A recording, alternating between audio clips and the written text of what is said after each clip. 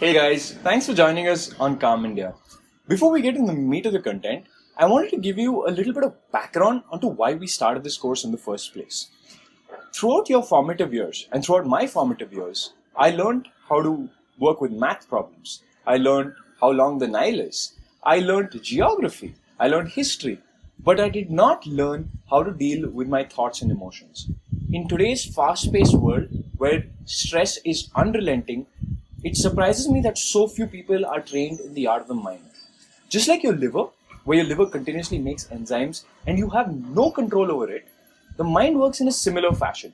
If somebody comes and tells you that their thoughts are fully under their control, it is probably that person probably does not know too much about the mind.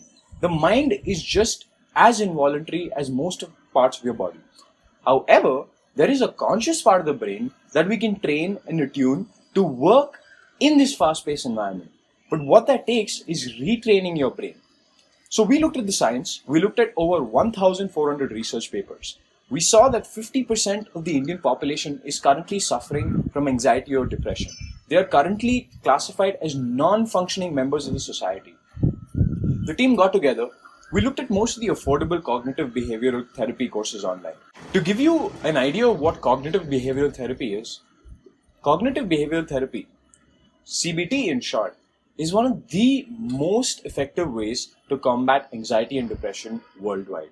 In fact, it is considered on par with medications for anxiety and depression. As a team, we asked ourselves if we could solve this problem. We asked ourselves if we could take cognitive behavioral therapy and computerize it, put it into a series of courses and audiobooks, so even the most remote area of the country could have access to a therapist. Remember, there are only 4,000 therapists trained in cognitive behavioral therapy every year. The numbers were so skewed that we realized that we had to enter and deliver cognitive behavioral therapy in a computerized format in 4 weeks. While this course is not meant to replace a therapist, and there is no way we can actually replicate the one-on-one situation that you would have facing a therapist, we come damn close.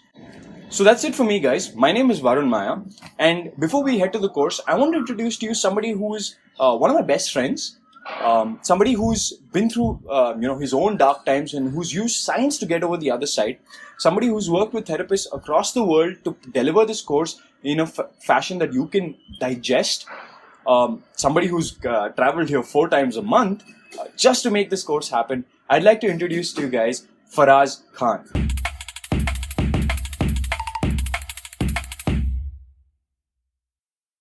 Welcome to the first episode of Calm India. Now, in each episode, what we are going to do is start with a learning objective so that you have a very clear idea about what we are going to study, and at the end of the episode, what is it that you take back. In this video, we will learn what anxiety and depression are. We're going to define those terms and understand them. Then we'll touch upon the reasons as to why and how anxiety and depression occur. And finally, we are going to help you figure out where you lie on the spectrum of anxiety and depression, whether it's mild, medium, or really high. Now, I believe that all of you, in fact, all of us, every possible human being, has their best self. And those of you watching this, your hopes and dreams are on one side, and there's this wall of chronic stress and anxiety and depression just stopping you. My teaching objective will be to help you jump over this wall using science. Together we are going to learn these methods, and instead of feeling hopeless and helpless in the face of these feelings, we're going to know exactly what to do and what is happening to us. So let's get to it. Anxiety. Now, there's this thing that all of us seem to be afraid of the dark. Why is that? You might walk into your own room where you go to every single night, and if the lights are off, if it's completely dark, you'll feel scared. And if you just flip the switch and you switch the lights on, it's the same room and basically nothing has changed. You're feeling fine. What's the difference between the two things? The fact is that the human mind is fundamentally afraid of uncertainty. When you don't know what's on the other side, your mind starts getting anxious. And this is what plays out in social situations as well. For instance, your roommate Rahul is terrible and he's left your living room in a really bad shape.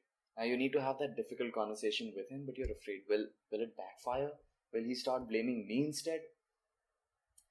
All of these negative thought patterns ultimately start making you feel more anxious. Depression, on the other hand, which is probably the worst form of chronic stress that you can experience, is this profound sadness where you basically lose all interest in all kinds of activities and you don't want to do anything at all.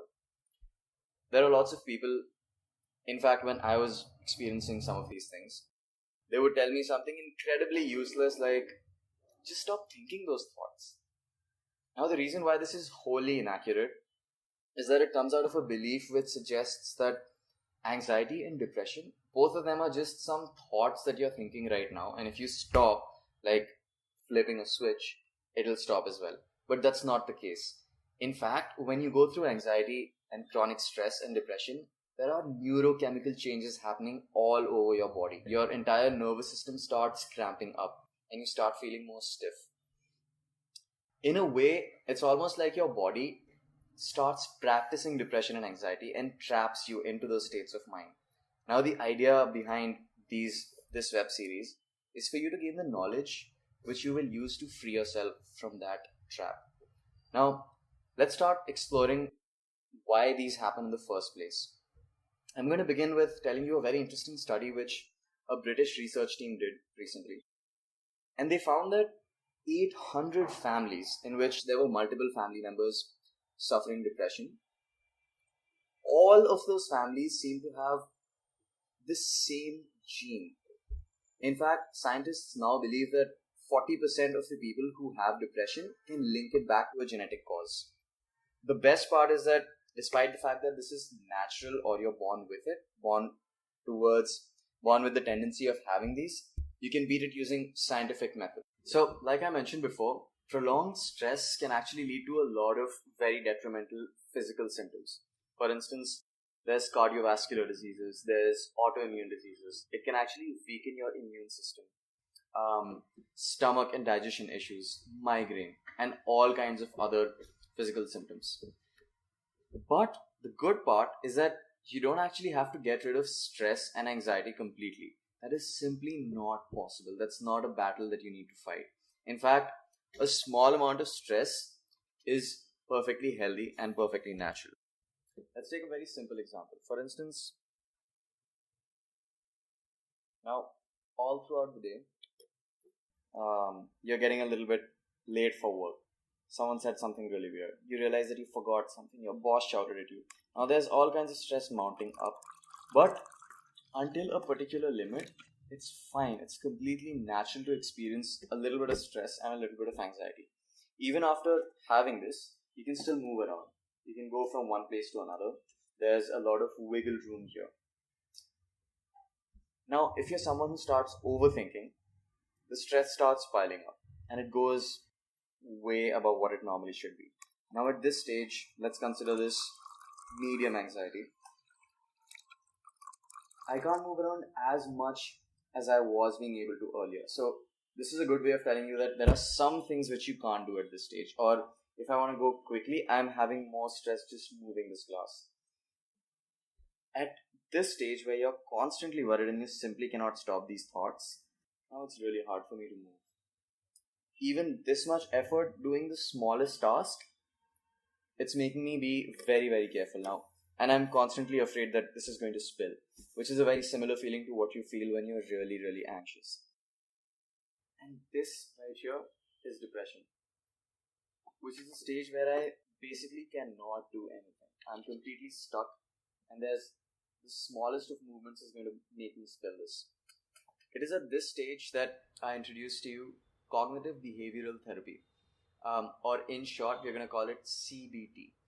Now, CBT in today's world is the most widely used therapy method to tackle anxiety and depression. For the longest time, what we relied on was medication. People would be prescribed antidepressants, and that does work. However, recent studies have shown that CBT alone, with the absence of medication or any other methodology, is almost as effective as taking medicines and using pharmaceutical means. Of course, combining the two makes for an even more powerful combination of tackling the two. while we were going through these studies, Varun, the team, and I had this question that will it actually be effective to have computerized CBT without when we just take out the therapist out of the equation altogether? Like Varun mentioned in his introduction, that there's a huge dearth of therapists, and even if you have a therapist in your area, it's sometimes not affordable to actually approach them, and the only option we are left with is computerized CBT. But is it actually effective? Is it worth going down? And this was a question that we had to think about. Thankfully, there have been studies done which give us the answer to that question.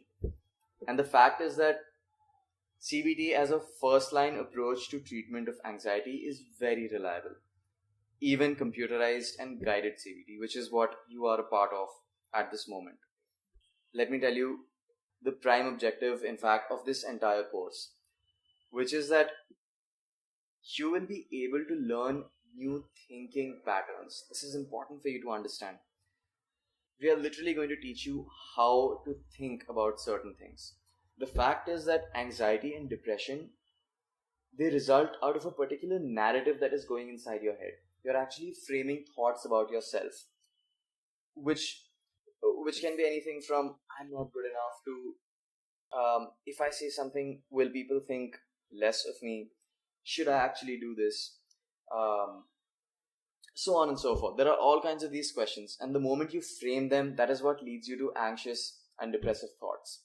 What CBT does is it puts a stop to them. It forces you to examine your own thoughts and actually break them down and replace them with healthier thought processes.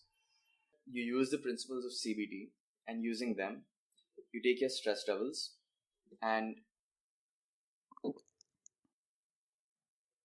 you actually reduce them down to the level that is healthy and acceptable, and which will not come in the way of all of your hopes and dreams, as we discussed in the beginning. At this stage, let's move on to our final objective, which is helping you figure out where you actually are. In the description below, you're going to find 3 quizzes: depression, anxiety, and sleep disorders. Now, sleep disorders are something that we're going to talk about towards the end of the course as well.